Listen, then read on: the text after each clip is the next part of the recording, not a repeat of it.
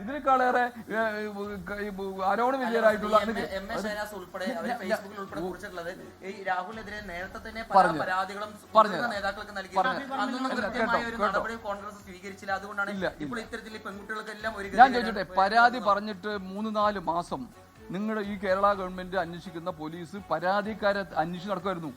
ആരും കൊടുത്തില്ലല്ലോ. 2 ദിവസം മുമ്പല്ലേ പരാതി കൊടുത്തു. ആ പരാതി അപ്പം തന്നെ നടപടി സ്വീകരിച്ചല്ലോ. നടപടി സ്വീകരിക്കാൻ രണ്ടാമത് വീണ്ടും പരാതി കൊടുത്തപ്പോൾ പോലീസിനെ ഏൽപ്പിച്ചു അന്വേഷിക്കാൻ. ഇതല്ലേ ഒരു പാർട്ടി ചെയ്യാൻ പറ്റുന്നത്?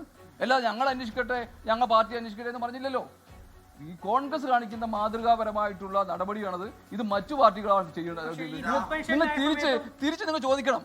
അയ്യപ്പന്റെ മുഴുവൻ സ്വത്ത് കെട്ടിട്ടുള്ള മുൻ MLA ജയിലിൽ കിടക്കുമ്പോൾ ഇപ്പോൾ ന്യായീകരിക്കുന്ന പാർട്ടിയോടോ അങ്ങനെ ചോദിക്കേണ്ടത്.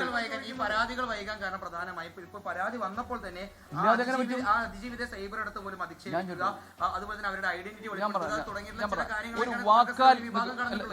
സ്വാഭാവികമായിട്ടും അത്തരത്തിലുള്ള കാര്യങ്ങളല്ലേ ഈ പരാതികളെല്ലാം ഈ പുറത്തേക്ക് വരാൻ തന്നെ തടസ്സമായത്. ഒരാളിന്റെ പേരിൽ വാക്കാൽ പരാതി ഉണ്ടായിരുന്നുള്ളൂ, ആ നടപടി സ്വീകരിച്ചു. വാക്കാൽ പരാതി എഴുതി ആരും കൊടുത്തില്ല. ഇങ്ങനെ ആരോപണം വന്നത് അപ്പം തന്നെ പാർട്ടി സസ്പെൻഡ് ചെയ്തു. അതുപോലെ തന്നെ അദ്ദേഹം രാജിവെച്ചു. ഇല്ലല്ലോ, അത് നിങ്ങൾ ഉണ്ടാക്കുന്ന പരിപാടി.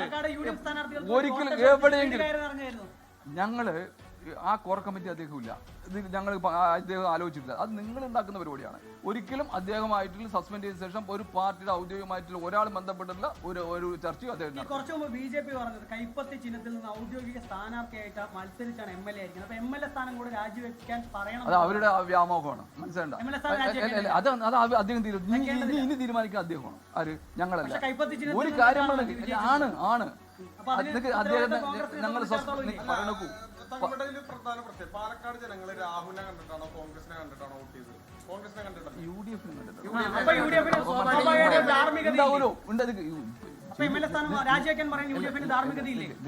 അത് അദ്ദേഹം ഉചിതമായി തീരുമാനിക്കട്ടെ. ഞങ്ങൾ ഒരു കാര്യം ചെയ്യും, ഞങ്ങൾ സസ്പെൻഡ് ചെയ്തു, ഇപ്പൊ ഡിസ്മിസ് ചെയ്തു. ഇനി എന്താ ചെയ്യും ഒരു പാർട്ടി? നിങ്ങൾ ഇത് ഈ മാതൃക, നിങ്ങൾ ഈ ചോദ്യം അങ്ങോട്ട് ചോദിച്ചുകൂടെ?